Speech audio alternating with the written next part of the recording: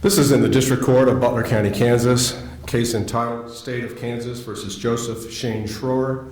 It's case number 2025 CR 52. The defendant appears seated beside his attorney, Darren Patterson. Darren DeVinny, Butler County attorney, appears for the state of Kansas. This matter comes before the court at this time for sentencing. The court's docket notes indicate that Mr. Schroer appeared before this court on October 7 of 2025. At that time, he pled no contest to count 1, aggravated endangerment of a child, a level 9 person felony, count 2, aggravated endangerment of a child, a level 9 person felony, and count 4, Medicaid fraud, a level 9 non-person felony. A pre-sentence report was ordered. Defendant was ordered to comply with any assessments that were necessary, with sentencing set for today. The court has received a completed pre-sentence report compiled by Christine Donovan, pre-sentence investigator. Sarah Wheeler, Chief Court Services Officer, appears in the courtroom. I don't believe Ms. Donovan is present here today. I trust each attorney has received a copy of this report, and I'll ask the state's attorney first, is there any objection to the criminal history which is stated in this report? No, Your Honor. Mr. Patterson, I trust, because it appears to be a clean criminal history, that the defendant is not objecting? No objection to the PSI, Your Honor. The court will adopt the criminal history as stated in the report and finds that the criminal history score applicable to the primary crime in this case is criminal history score I, and the court will proceed further accordingly. Mr. DeVinny, as prosecuting attorney, do you know of any legal reason why sentence should not be pronounced in the Schroer case here this morning? No, Your Honor. Mr. Patterson, are you aware of any such legal reason? No, Your Honor. Mr. Schroer, are you aware of a legal reason or any other good reason why the court shouldn't proceed further with sentencing here today? No, Your Honor. The court will proceed further then. Counsel, I'm not aware that there's been a motion for a departure sentence or any other sentencing related motion filed by either party for this court to take up. Does the state have any such motions to pursue? No, Your Honor. Does the defense, Mr. Patterson? No, Your Honor. Are there any victims or members of a victim's family present who desire to address this court in relation to this sentencing? I believe we do, Your Honor. I think there might be 3. There's 3 this morning. I'm not sure if it was today.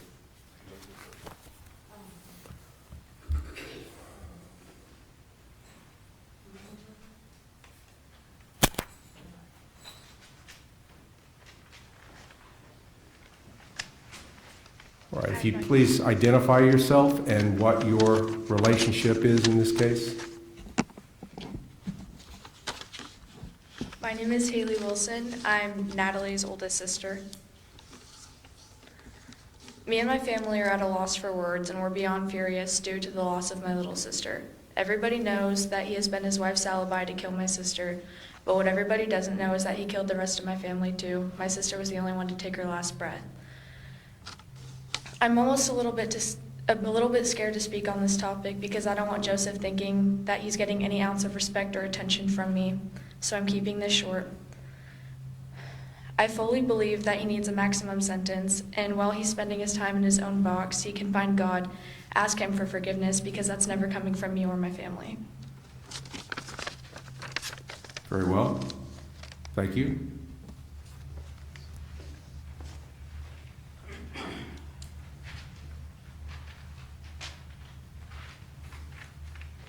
Hello, Your Honor. My name is Krista Helm. I am Natalie's birth mother. They gave her the name Kennedy.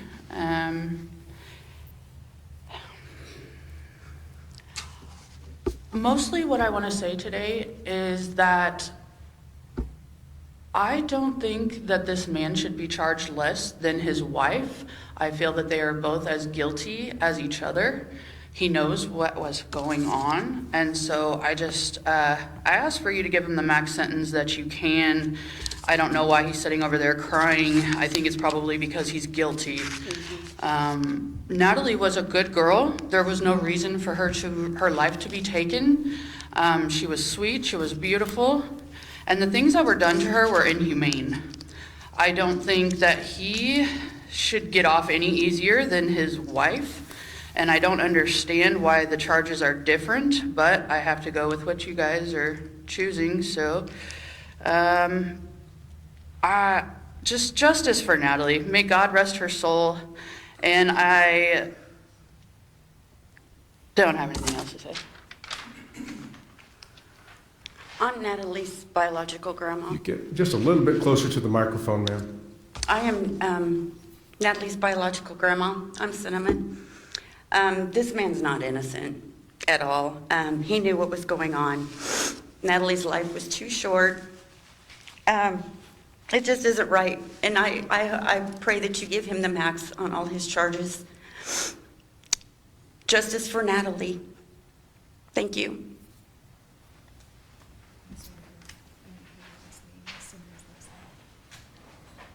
The last person that addressed the court, would you slowly state your last name, please? Me? I'm sorry, Alton is my last name. Would you spell that, please? A-L-T-O-N. Thank you. Okay. Were there any other victims or members of the victim's family present who desired to address the court in relation to this sentencing? Court finds no other persons present. At this time, the court will proceed with recommendations from counsel regarding an appropriate sentence for Mr. Schroer, beginning with Darren DeVinny on behalf of the state of Kansas. Thank you, Your Honor. And I'd call the court's attention, there is a victim statement that was also attached to the PSI. I'm sure the court has had an opportunity to review. I have reviewed that, Mr. DeVinny. Okay, good.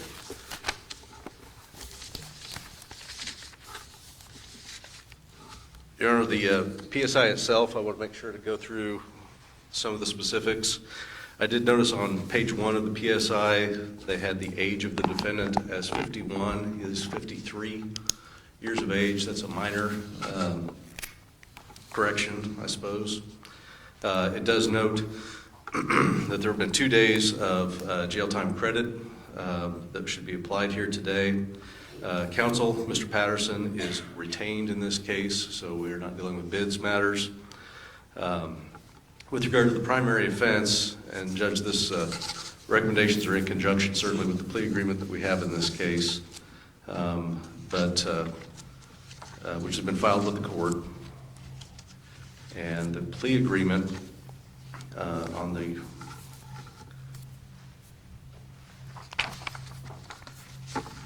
paragraph 17, I think, really covers most of this, and this is generally all of the recommendations that the state is going to have are going to be in accord with this plea agreement here. But in this last paragraph, it is that both parties here today, I'm going to recommend that the counts, there's 3 charges that we're looking at here, 2 counts of endangering a child, the other for Medicaid fraud. But that plea agreement's been engineered to make sure that the recommendations are going to be that for Mr. Schroer, the top number of the box for all 3 of those charges would be recommended by the court, or to the court. For 9I offenses, that would be 7 months per. It would be that each count be consecutive to the other counts. There's also a special rule referred to in the PSI with regard to endangering a child, and that if there are successive counts of aggravated endangering a child, those are by special rule consecutive anyway. There is no fine recommended in this case. There is, however, the amount of restitution, and I want to address the restitution with the court. There was in total approximately $26,800 in restitution. There are 2 co-defendants in this case, Joseph and his wife, Christina. While the court sometimes will do joint and several restitution and make co-defendants co-equal, in this case, Judge, there's been a divide of the family. There's a pending divorce. I don't believe that that's finalized as of yet. But the financial responsibilities of each party were halved on purpose. And so whether it was in Mr. Schroer's case or his wife's case, I felt like dividing those out and making very specific dollar amounts for their respective liabilities to be appropriate in this case. And that's the recommendation and agreement that we have here today, which is that the amounts due and owing include not just the Medicare fraud, but also payments to the state of Kansas for the dismissed count, But that total for Mr. Schroer here today is $13,413.82. It's also agreed specifically that Mr. Schroer would pay $400 to the Child Advocacy Center Fund, which would be appropriate anyway, as well as the court costs in this case. And I suppose the only arguable point that we have with regard to disposition is one in which the state is going to be recommending 60 days of jail time as a sanction in this matter. Those are the terms of the plea agreement as far as looking at the PSI and some of the particulars of these charges. We've got, for the primary offense of aggravated endangering a child, this is a level 9 person felony. It's a non-drug crime. Maximum good time credit would be 20%. There is, as I said, that special rule application, but that is by agreement of parties. We're recommending the maximum sentence anyway. Post-release supervision of 12 months. This would be a presumptive probation level charge. That probation duration would be 12 months. And then based upon the PSI and looking at these recommendations, it would appear that court services probation would be the appropriate probation serving department. For count 2, it's identical to count 1 as far as those terms. Count 3, the only difference here is for the Medicaid fraud is that is not subject to that special rule, particularly with regard to the consolidation of sentence, or I'm sorry, the running the sentences consecutive as a special rule. You know, Judge, the defendant's version in this PSI is what troubles me still at this point, and clearly you've heard from the victims as well. The defendant pled no contest to these charges, but his response still in this version is refers to this as a horrible mistake. And Judge, calling this a mistake or an oversight or an error is possibly the most shallow representation really of what went on here. We had months and months of a child not being there, but yet they're receiving the payments. And that's the Medicaid fraud that we're talking about, and all of this massive restitution that has been that amassed. But certainly, it's no mistake to be part and parcel to aggravated endangering a child. These 2 charges for which Mr. Schroer has been convicted is purposeful. He is the caretaker and father of these children, of all the children in the home, but specifically in this case, an active participant in placing a child in his home on a matter of 2 separate dates into positions of torture in the home, locked in a basement, locked in a closet, limited, restricted from food. This is a child that they adopted, that they brought into their home willingly. They were paid to provide care by the state and by the federal government even, to provide care for this child, and he was an active participant in 2 distinct offenses against this child. And for him to say this is just a horrible mistake, first, this is a shortcoming as a parent. That's obviously, again, as I said, maybe the most shallow version of exactly what his responsibility was in this case. The restitution, as I said, we've already discussed that I don't know exactly how the repayment plan, there's a repayment plan suggested in the PSI that over 12 months that would be a payment of close to $1,900 a month that he would have to be making. I don't know if by and through his divorce case and the disposition of his assets that restitution could be paid sooner, but he's got a considerable amount of money that he's going to have to repay, and we do need to set up a payment schedule, obviously, as an outcome of sentencing. As far as conditions of probation, there's some standard conditions that are marked here on the PSI. Specifically, obviously, the concern the state has is no contact with children under 18. That is marked on the PSI, and I want to make sure that that is specifically ordered, along with the other standard conditions that we have here. Court costs of $193, DNA database fee, $200. Correctional supervision fee, $120. As I said again, the CAC assessment fee of $400. These financial matters are important, but certainly they don't replace or really make up for the first two crimes here of the aggravated endangering a child in which he was part and parcel to.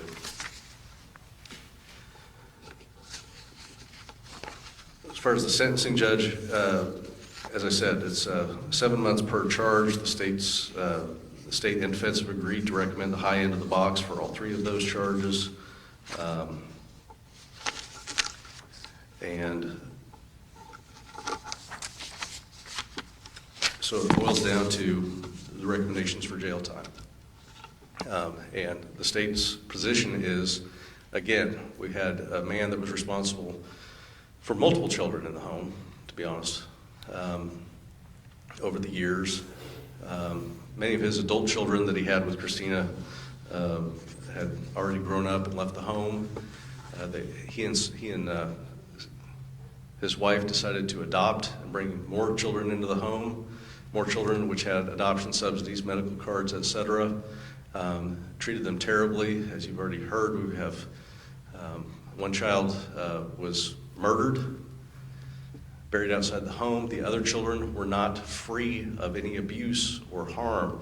This is a different child that we're talking about here in these charges, counts 1 and 2, that were still subject to this level of punishment, degradation, and torture within the home, and that was at the hands of Joseph Schroer.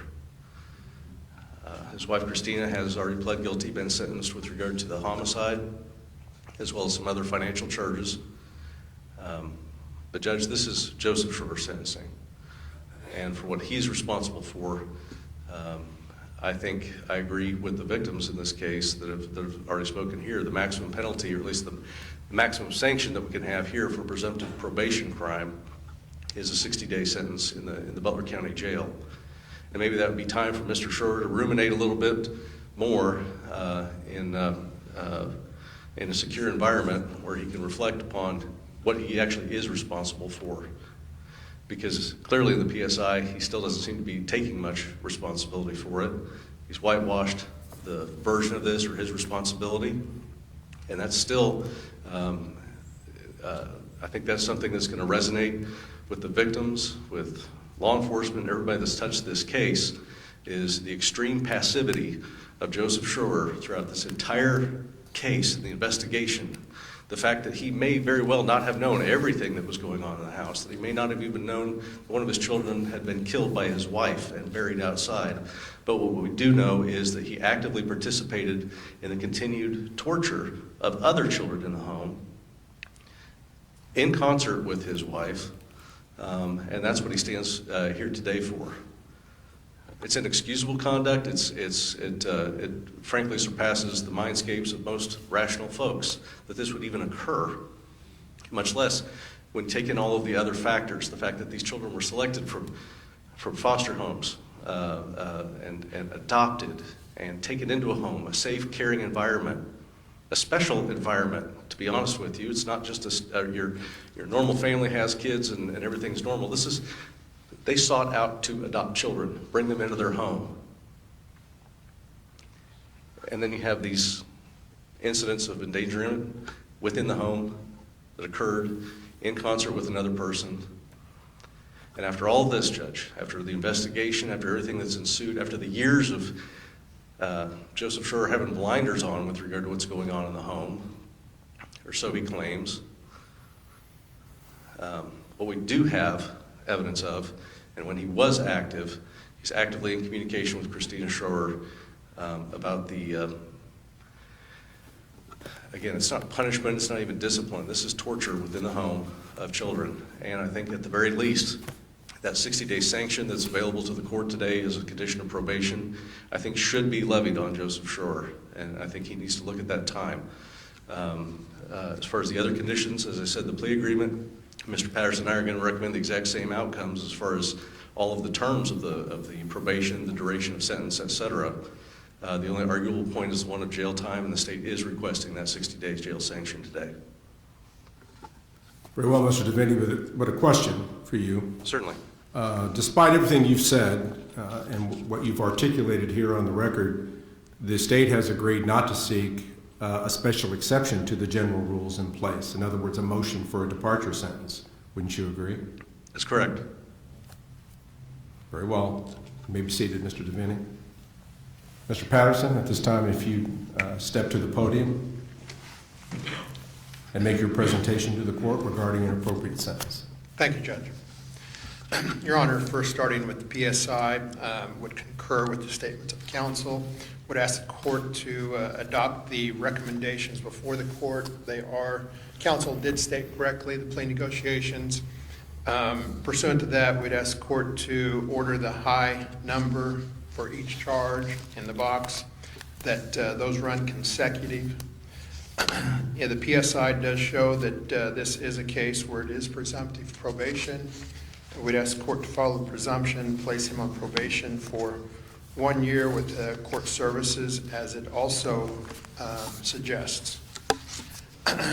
Judge, I can tell the court and it is, part of the plea negotiations is that there's one issue that is left open that counsel is free to argue, and we of course are also free to argue, and that's whether there should be 60-day sanction as a part of the sentencing here today. Judge, I would note first of all, this is a case where there was a very thorough investigation. I've seen the results of that investigation. The documents are just so many of them. There's videos, there's interviews, videos of the interviews. So they go on for hours. So there was a very thorough investigation in this case. Based upon that investigation, then, there were charges brought. What I would note that Mr. Schroer has not been charged with a homicide, that he's not been charged with aid and abet a homicide. He's not been charged with, after a homicide, in any way helping to hide that homicide. So those are things after a very thorough investigation he's not been charged with. So I think that should be taken into consideration given the statements that the court has heard here today. Part of that investigation was an interview with Mr. Schroer with his attorney present, and it's videotaped. Part of that interview is done by Chief Parlier. And on that video, you would see that Chief Parlier did describe Christina Schroer, that she is one of the most manipulative master liars that he has seen in his career. So that is something I think this court should take into consideration. She kept this homicide secret. She kept it secret from Mr. Schroer. She kept it secret from the other kids. She kept it secret from anybody who would ask. And I think the chief was, in that video, the chief was somewhat, I'm not going to say impressed, but shocked that everybody around would believe her, because she is that kind of master manipulator that people would just believe her.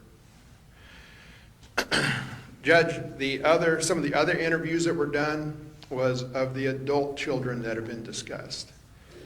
I think those are some especially important parts also, because what you learned in that is that there were 2 households. And in fact, there were 2 periods of time where there were different households. They talked about them growing up before there was foster kids, and that their mom, dad were both good people. They raised them well. They treated them well. They did everything well with them during that period of time. And then the foster kids came in, and one person changed. These adult kids did talk about that in their interviews. Christina changed. She became this person who was abusive, who yelled. And Joe remained the same. He's just a person who is passive, that he is kind. And that's the kind of person he was, and all the kids said the same thing. The two households after the foster kids came along was that when Joe was in charge, one of the kids on video said that the household was having fun. They would dance, they would joke, whatever. It was happy. And then when Christina would enter the house, it immediately changed.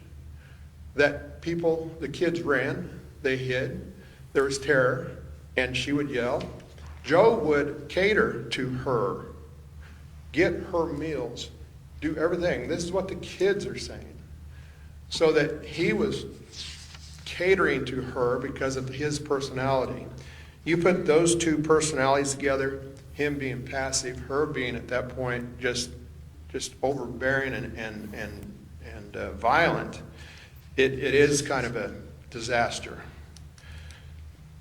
Judge, I would tell the court that during the video interview of my client, one thing that Chief Parlier said was that when he looked at all of the evidence, all of the documents, all the videos, all of the phone evidence, that he did see that Joe was subject to abuse also by Christina. And he said, nobody, Joe, should be subject to that kind of abuse either.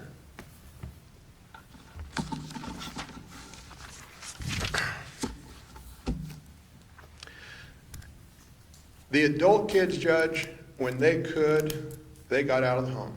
When they started reaching the age where they could leave, they left. They did not want to be around Christina when she was like that anymore.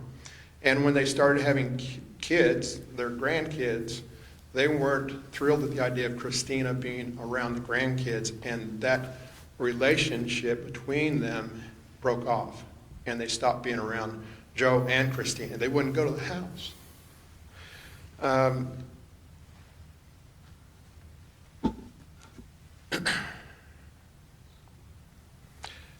Judge,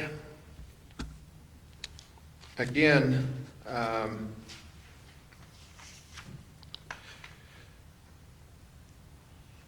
Christina changed, Joe did not. Joe is the same person he was, and it was a passive person. Now, since Joe has found out about the loss of life, he didn't want anything to do with Christina immediately at that point. He wanted to file divorce immediately at that point. He wanted to have no contact with her after that point. He has great sorrow in that he did not step up sooner. He pled and did not put this case through a trial for that reason. He's lost his employment that he had. He had a very good job at the VA in Wichita. When these charges were filed, they let him go. He continued to interview for jobs in Wichita area at some major places, companies. Not one of them, after they did a criminal background check and saw, again, he doesn't have a history, but this arrest. And at that point, the job interview was over. He can't get employed right now either. So what are your client's current financial resources, Mr. Patterson? He is a veteran, Your Honor. He does have a disability through military disability. I think it's in the PSI that what he draws from all of that. But it's basically from his service to the country that he has the money coming in right now, Judge. He's also gone into therapy right after this. His coping of this was very strained. Having reviewed some of the therapy reports, there was concerns of suicide, different things like that. He started individual therapy in the latter part of 2024 with the VA, and he's been in the individual therapy continuously through now. So it's something he's had to have also after this. Judge, one of the conditions of probation that we are somewhat asking the court to modify is no contact with children under 18. Since Christina's arrest, since she's no longer in the home, the kids have been coming back around. Joe has started renewing his relationship with these adult kids. And of course, they have kids. And we would ask the court to order that the probation condition be no contact with kids under 18 unless they are blood relatives and it's supervised. Safety's there, but he can continue to rebuild a relationship that was destroyed. Judge, he stands before you, accepts whatever punishment the court has. He's not going to forgive himself. I think after long times with him, that's pretty obvious. As stated, there's 2 days credit for somebody with no criminal history, never been involved in the system, never been in jail. Those 2 days were probably an eye-opener for him. So if jail is meant to be a shock, he's been shocked.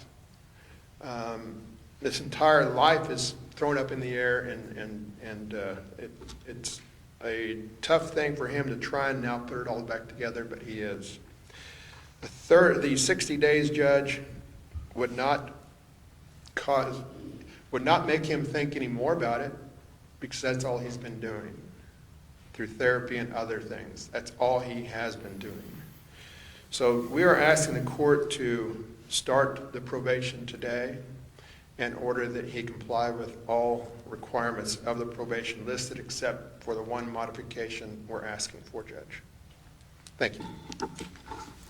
Mr. Devaney, I'd like you to address the requested modification of what you recommended to this court regarding Mr. Schroer having contact with minor children.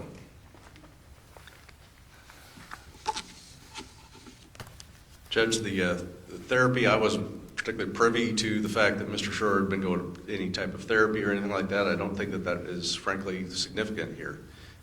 He may need that, and if he needs help and is getting help, I think that that's good. There's still protection for the family. There's still a statement that needs to be made to the family. And he might be renewing some relationships. I think that he can still continue to renew those relationships.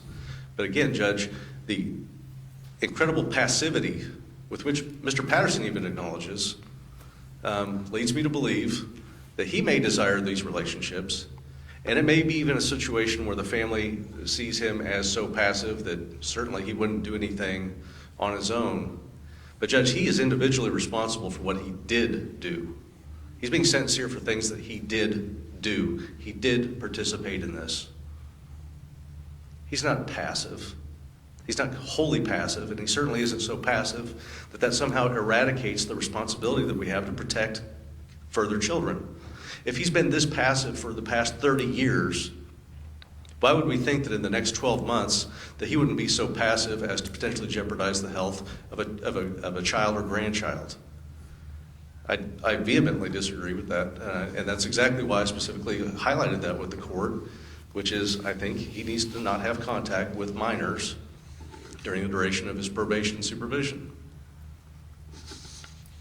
Very well, thank you, Mr. Devaney. Mr. Patterson, in fairness, the court also will give you an additional opportunity to address the court as to this issue. Judge, I'll stand on my statements. Very well. Thank you, counsel. At this time, the court will address the defendant, Joseph Shane Schroer, personally and ask him if he has any statements that he wishes to make in mitigation of punishment or anything further that he would like to present to the court. And Judge, would you like him to do that sitting here or up at the podium? He may do it seated where he is right now. Just as long as he speaks up where everyone can hear him. Thank you, Your Honor, for providing me the opportunity to address the courtroom today. My name is Joseph Shane Schroer. I am completely broken. What my family has been through, what we have lost, is profound. Worst of all, by my own actions, I have dishonored my family with my incompetence, the gutless, spineless behavior. I placed my trust in the wrong person, but no more. I am on a new path, one with the Lord firmly in my heart, and I accept full responsibility for my actions. I grew up with loving, caring, supportive parents, kind of parents who taught strong moral values, and the difference between right and wrong. It was and is because of them I wanted to be a parent myself. My dream was and is to have a large family. I shared this thought with my family and friends into my adult years. Upon graduating from high school, I did follow in my father's footsteps and joined the military. The military also taught me core values to live by. How does someone go from having a firm foundation to live by to one of my current circumstances? I am working currently with my therapist to understand and have placed my trust in the Word as my guiding light for my new path and to help me overcome my shortcomings. To all my children, I pray for your protection and safety daily. You are my sunshine. Hold your heads up high. You are the strongest I know. You saved me, and I am blessed and grateful because of it. I am the one to blame, for I was not strong enough to protect you. I am truly sorry for failing you as a parent. Sorry seems like an overused word, but it's the strongest word I have for the repulsion I feel in myself, my flaws as a parent. I will spend the rest of my life trying to become the father you so deserve and deserve. I hope that one day I can earn back the trust lost in me for the hurt I have caused you.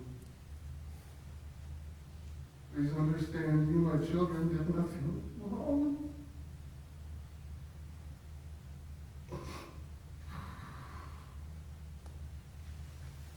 I pray you do not feel like you did. I am the one to blame, for I was not strong enough to protect you. I will forever carry the memories we created and shared together the rest of my life. Joy, happiness, love is what you brought me on a daily basis. I am proud of each and every one of you, and that will never change.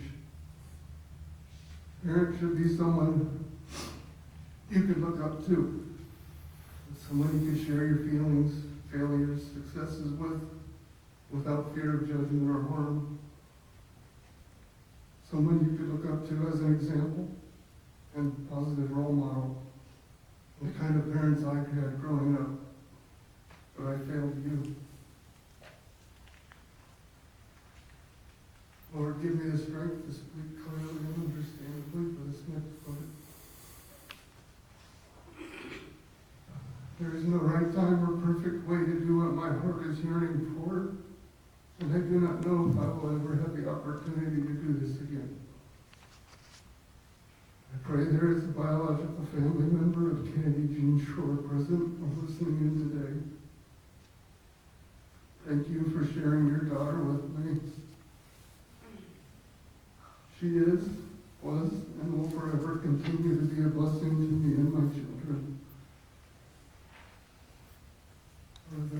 One of the things she blessed us with was her big, beautiful smile. The kind of smile that stretched ear to ear. I miss my daughter deeply. She is and was a blessing from heaven. In my heart, if I really truly love Kennedy, and I do, I would want her to be celebrated by all who loved and knew her.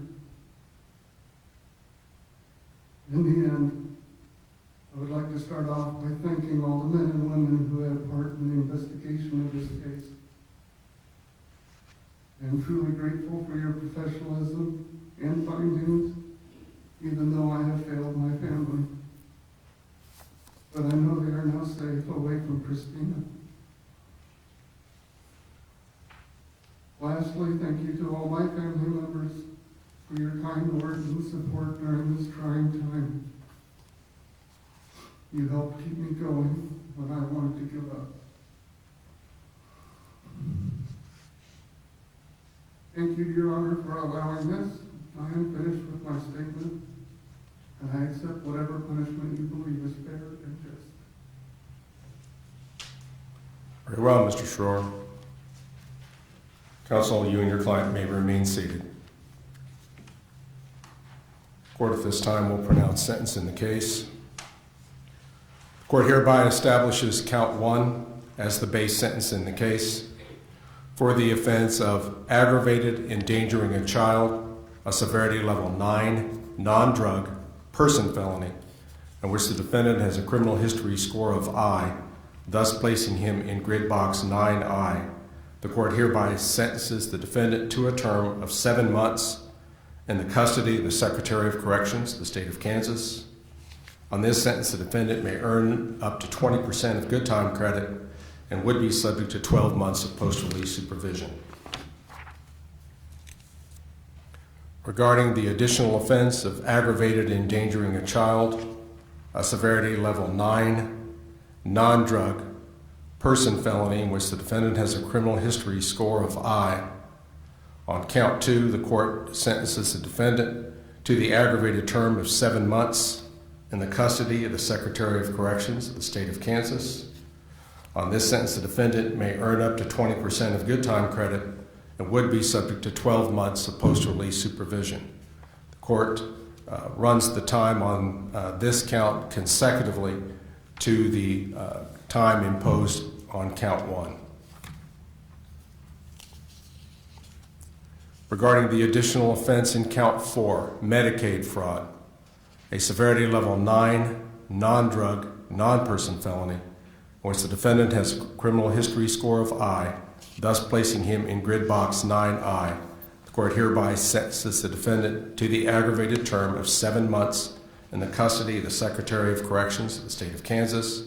On this sentence, the defendant may earn up to 20% of good time credit and would be subject to 12 months of post-release supervision.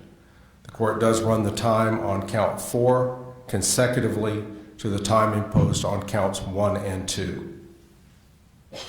However, under Kansas law, when consecutive sentences are imposed, the total prison sentence imposed cannot exceed twice the base sentence.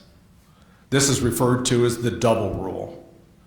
Under KSA 2168-19B4, the court announces that the controlling prison sentence in this case is twice the base sentence, or 14 months, in the custody of the Secretary of Corrections of the state of Kansas. No fine is imposed on any of the counts. Court does find that under Kansas law, each of these offenses are presumptive probation. Under current Kansas statutes, there's been no motion filed by the state for a departure sentence in the case. Therefore, this court shall grant the defendant the presumptive probation which is called for by statutory law.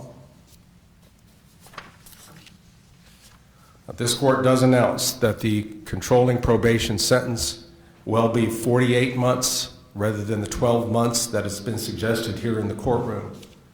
This court finds that with such a large amount of restitution that this court will be ordering in this case as a result of the Medicaid fraud, that a 12-month probation period is unrealistic, and the welfare of this defendant would not be served by such a short probation period. Therefore, the court sets the initial probation period at 48 months to allow the defendant to make $300 a month payments on what he owes, which the court does consider to be a viable figure in the case. Conditions of that probation shall be that this defendant shall report to an officer as directed, he shall observe all laws, he shall not possess or consume alcohol or illegal drugs while on probation. At his supervising officer's request and at his own expense, he shall submit to random breath, blood, and urinalysis testing. notify his CSO within 24 hours of any change in employment status, residence, telephone number, or email address. He shall have no contact with the victim in this case, which the court identifies as his surviving minor daughter, or the co-defendant, Cynthia Schroer. The court also adopts the state's recommendation that Mr. Schroer shall not have contact with any children under the 18 years threshold, the court finding that even his grandchildren will be covered by this initial order. He shall submit his DNA to the KBI databank and be responsible for the $200 cost of the test, abide by any curfew or travel restrictions imposed by his officer. He shall continue attending and complete all recommended mental health treatment and sign a release for his supervising officer. He shall follow all standard conditions of probation, not have in his possession firearms or dangerous weapons, avoid disreputable characters and places, and make the $300 per month amount on his case each and every month, starting with December of 2025 and every subsequent month until his case is paid in full. The payment will be considered timely if it's in the hands of the clerk of the District Court of Butler County by that office's last business day of the calendar month. Furthermore, Mr. Schroer, this is a case involving reprehensible conduct. Mr. Schroer, your actions and inactions led to or allowed inappropriate and excessive and endangering discipline within the home, which I think you clearly recognize. Your failure to protect your children was a dereliction of your duty as a parent, and that duty was to protect them, even against their mother if necessary. And your failure to protect your children led to tragic results, and your weakness is no excuse. Then you engaged in dishonest and exploitive financial behavior by accepting benefits that your household was not entitled to. A punishment component to your sentence is appropriate here. Therefore, this court is empowered by Kansas law that as a condition of probation, the court can order up to 60 days in the county jail. And that's exactly what the court is going to order in this case, Mr. Schroer.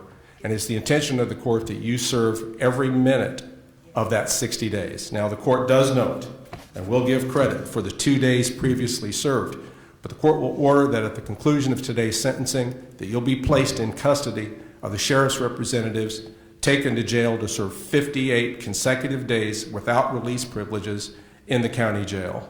And quite frankly, Mr. Schroer, that's the limit in what I can order in this case. The court wonders if perhaps a much longer incarceration sentence really would be in the interest of justice in this case. But the court has made the order that it can make, and the court is going to order that additional 58 days starting today.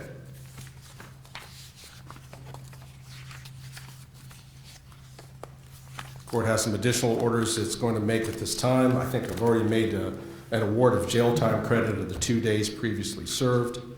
The court will order the defendant in this case to pay restitution in the amount of $13,413.82, $193 docket fee, $200 DNA fee, a $120 correctional supervision fee, as the defendant will be placed on court services probation at this time.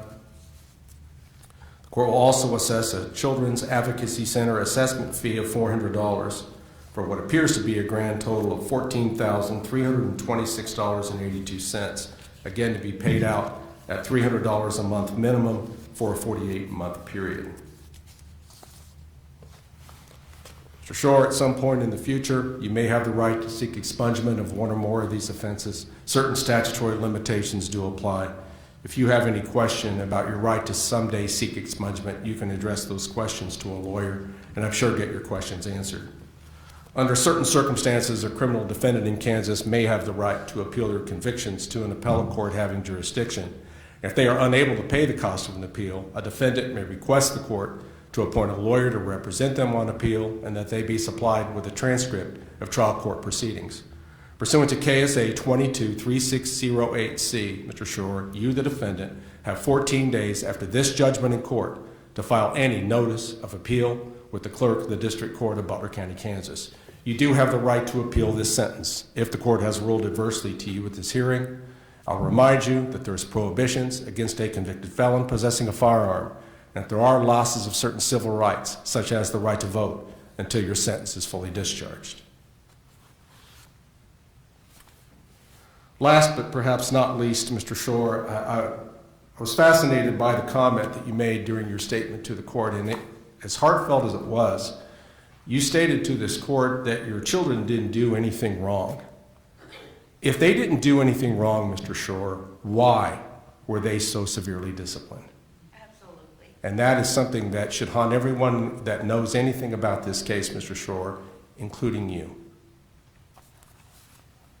Mr. Defendant, are there other sentencing-related matters which the court still needs to address? No, Your Honor. Mr. Patterson, are you aware of any sentencing-related matter that still needs to be addressed by the court? Two things, Your Honor. First of all, my client has been on GPS electronic monitoring since February 5th as a part of his bond condition. I would ask the court to allow that to terminate so it can be removed. He'll be on probation at this point and under supervision of one of our court services officers. The court will make that order, that once he goes to jail, that's over with. Second item, Judge, in the court's orders, it did order the $300 a month payment, which of course no issue with that. The court ordered to start first payment December of 2025. My client went into custody for 58 days. I don't know that he's going to have access to a card or anything else, any other way to pay that initially while he's in custody. I ask the court to consider setting the first date of payment until after he gets out. In the month of February of 2026, the court will expect a payment of $900 for December, January, and February. He should have no impediments at that point from being able to catch up the payments which the court has ordered.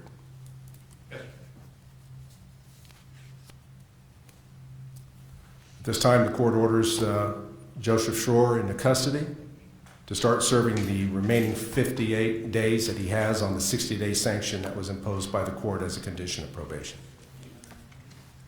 If there's nothing further at this time, the Schroer matter is in recess.